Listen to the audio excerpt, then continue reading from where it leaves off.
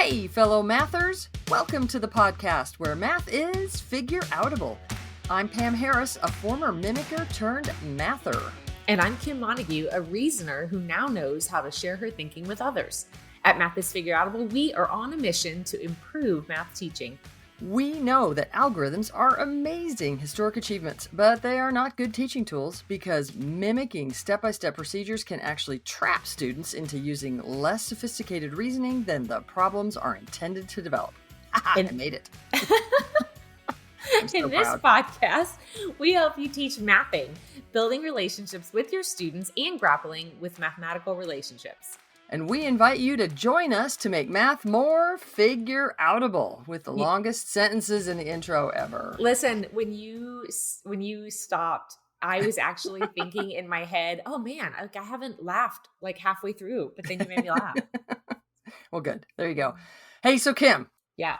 I have been doing some presentations. I've been doing some in person and some virtual, and you everywhere. A lot of places. Yeah. And I were talking about some things that happened. I've been in Ohio and Austin and Fort Worth, Texas. I've done some virtuals with Singapore and Australia and Canada, all around the US. It's actually funny. Where was the place? New Dublin. It was New Dublin. And I was like, man, I'm talking to Ireland. No, it was like New Dublin, New Jersey. New Dublin, Connecticut, New Dublin. I mean, you guys were fantastic and I thoroughly enjoyed meeting you, but it was just kind of funny. So that's when you know you have a good team because you get to just like show up and you're like, who are we talking to today? Yeah, who's here? Yeah, it was fun. Anyway, it's totally cool. So it really struck me. I was in Ohio a lot. Go Ohio. You guys are on fire. And it really struck me that in some ways we work with people quote unquote, all over the map. I just kind of, mentioned a bunch of places all over the world, but also all over the map in kind of their mathematics education journey. Yeah. Particularly, I'm thinking about a specific workshop that I was doing in Ohio, and there were people there. I mean, everybody was fantastic. I had a really good time. There were people there who were brand new, had never heard of Math is Figure-Outable, had never met me. And when I gave them a problem to solve in the middle of a problem string, they were either doing, of course, what you do is you would line these up and you would do an algorithm, or they were really trying hard, like there was a lot of effort to like, wait, don't do that. Okay. And they were diving in, trying to use what they know to solve problems. And then also there were, so the specific time in Ohio, there was one of our Journey members who's taken several workshops, who was there in the audience, who has a lot of numeracy and has been doing problem strings in her classroom and has been asking lots of questions in Journey. And then there was everyone in between. Right. Like there were these people who were beginning and there were people who were kind of advanced and expert. And then people who had tried some things and people who were working on their teacher moves. There was just this vast difference of experience levels. And when I was talking with the leaders who had asked me there, so I would say that there were two leaders that brought me, and one of them was there the first day, and then she was also there the second day. So I did two how do I say this? I was there for 2 days. One day was with high school teachers and one day was with middle school teachers. And the one leader was there both days and the other leader was just there the second day. And so I was aware that I was repeating several things from day to day because there's several things that I typically do in an introductory workshop that are kind of the same. And that the leader who's been with us for a while, who's done lots of things, who has a lot of experience, was there both days. And I said something to her the second day. I said, I hope you're not too bored. And she goes, oh no, I'm learning a lot like there. And I was reminded of how we at Math is Figure-Outable envision working with teachers who are kind of quote unquote all over the map in their mathematical journeys, in their experience level. So today, Kim and I thought we would pull back the curtain a little bit about how we work with teachers who are all over the map in experience levels in the same room at the same time. How do we differentiate learning for teachers as we are mathematics educators, right? Yeah. Yeah. So we do that in our online workshops. We do that in our asynchronous online workshops. We do that in live workshops as we work with leaders. We do it in our journey program. Like in all of these ways, we work with teachers who have varying levels of experience. And today, let's pull back pull back the curtain on what we think about differentiating for teachers. Yep. Yeah, cool. So, Kim, one of the things that we think about is that as teachers are in right now, for some reason, I'm back in Ohio. Actually, let me go to that Texas thing that I did recently. So I was in a workshop in Texas, and we had several people in the room. We had a journey member, we had a team member. So Martha was there. Martha's on our team, Yeah. and then we had people, like brand new. And so as I started a particular problem string or a task that we did that day, I was very well aware that there would be people in the room who had never sort of thought about solving that problem in any other way than the way that their third grade teacher told them. Mm-hmm. Like they were just used to and that was kind of in their minds. It was the definition of math that they were going to do that. But I also had people in the room who had done some problem streams before, and they were using strategy. And as I would walk around and look at what they were doing, I would ask questions like, is that what other strategies are there? There were also people in the room that I was like, hey, when people are verbalizing their strategies, how would you represent their thinking, or maybe pay attention to how I'm representing their thinking? And then I was also aware that one of the things, as I was walking around, our journey member was like, oh, I saw that teacher move you just did. Like she was really focused on the teacher moves that I was making. And at the same time, then our team member said, oh yeah, and I bet you're going to go here next. Like she was thinking about like sort of the sequence of the day and like how I was going to kind of advance the math from there.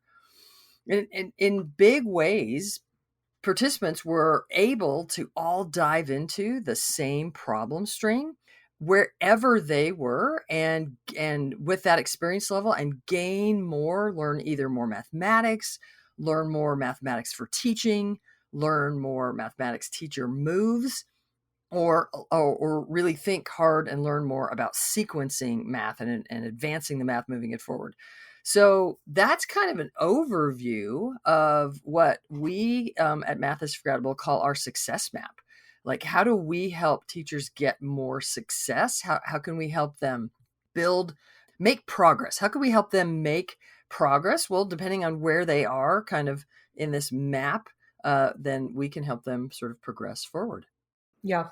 And when we sat down to start talking about this success map, we beat it out for a really long time. Yeah. It, Yeah. it This was was a lot of untrivial. work, right? To say what are the major things that we want people to experience, and what are the major kind of, I don't know if I want to say stages, but kind of, where do people progress, and like what are some important things that we need to consider as we create content and as we work with leaders and teachers. How do we acknowledge that there is a journey that people go through? And it would be unfair to expect people to all be in the same place, just like we wouldn't expect them to be at the same place in our classrooms. We want to acknowledge and raise up the idea that people are in different places, but they're all really important places to be. And how do we help people progress on their journey? So acknowledging it, first of all, and kind of identifying what those are, what we've declared that they might be, and how do you know where you are with some different markers or some milestones. And honoring that people are in those different places so that we offer something to everybody when they Yeah. come. Yeah, it's And interesting. Oh, go ahead. no, I was gonna say, and like you said, sometimes it might be slightly different, but sometimes it's just helping people frame what they're looking for, or what they're doing within the content that we share. Because like you said, a problem string, one of the things that's brilliant about it is that everybody can be engaging in a problem string with a slightly different lens. And so we're really helping people to understand what their lens is, and how to view the things that they're looking at, so that everyone is growing in an experience. Hmm. Yeah, what I was going to say is I was just filling out a conference proposal form, a speaker proposal form for a conference, Hmm. and as I was doing that, one of the things that I had to mark was it a beginning session, an intermediate session, or an advanced session? Oh, oh, that was And I hard. yeah, I remember thinking, yes, Yeah. all the Uh-huh. above. Uh-huh. How do I? And I couldn't. I had to choose. I had to choose one of them. I don't know. I'm sort of curious. What do you think I chose? If you had to guess. Man, I don't know. See, like, what would Are you? you gonna do a problem string? Oh yeah, yeah. Oh. And I was going to talk about the trap of the traditional algorithms and how we can avoid those traps. That was kind of the Oh, main. I have no idea. What did you pick? Yeah, I picked intermediate. Okay. I thought that way Yeah. maybe the beginners who are, really want to know more would still come, and maybe the advanced people would be like, oh no, but this is interesting, so Yeah. I'll lower myself to go to intermediate. I don't know. I don't have to Yeah. think about that. Yeah. Yeah. And you know what? I'm gonna poke on just a second because you said lower myself, and I don't think you meant it like less than. No, If you're no, gonna call something intermediate or advanced, I think you're kind of like those are weird words. Anyway, they are. but what I really appreciate, and I'm really proud that we took the time to beat this out for as long as we did. Oh my gosh! And when you say Um, beat, like there was I mean, blood. I argue think a and little yeah, tears, maybe a little bit. frustration. We leave and come back, because I think that the kind of the places that we landed on are so important and so like they're so crucial to understand deeply. Mm, And it's not that like one place is better than the other. It's like we're excited for people wherever they are on their journey. But there are some things that we would say in this moment of your journey, we want you to really focus on this one particular thing. So that's what we're hmm. gonna do, right? We're gonna lay out over the next couple of Few weeks episodes, yeah. Hmm. what we think those stages are so that people can kind of know what to focus on, where they are. So should we dive in?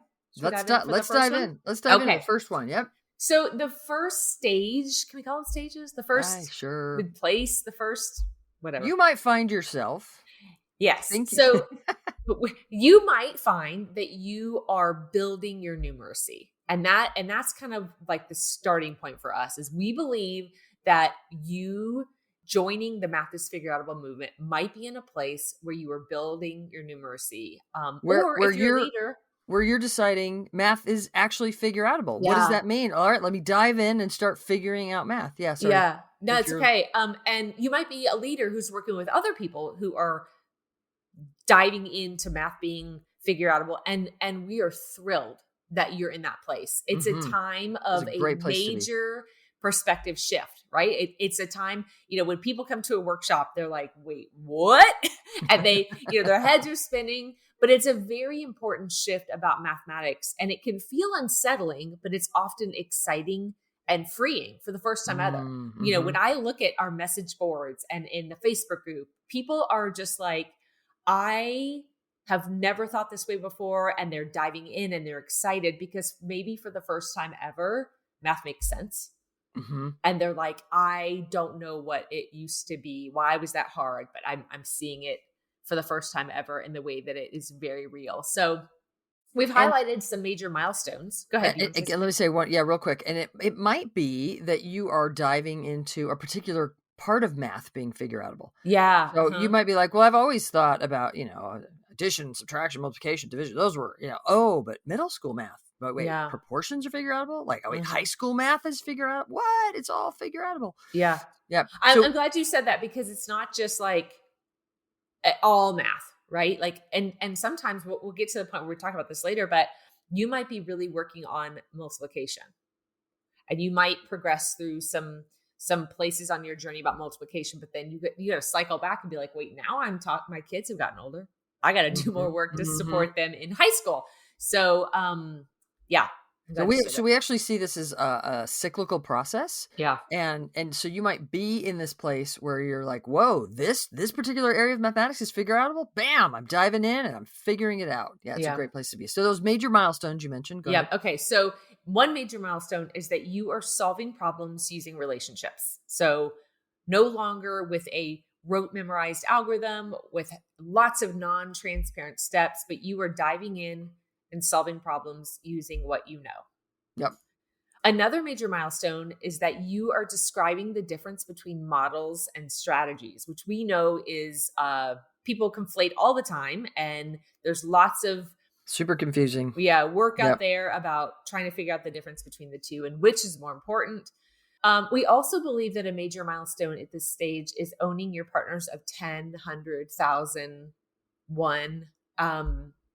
So we've got some, we love some routines about that. Mm-hmm. And we also know that a major milestone at this place is describing mathematical relationships correctly. What do you mean by that, Kim?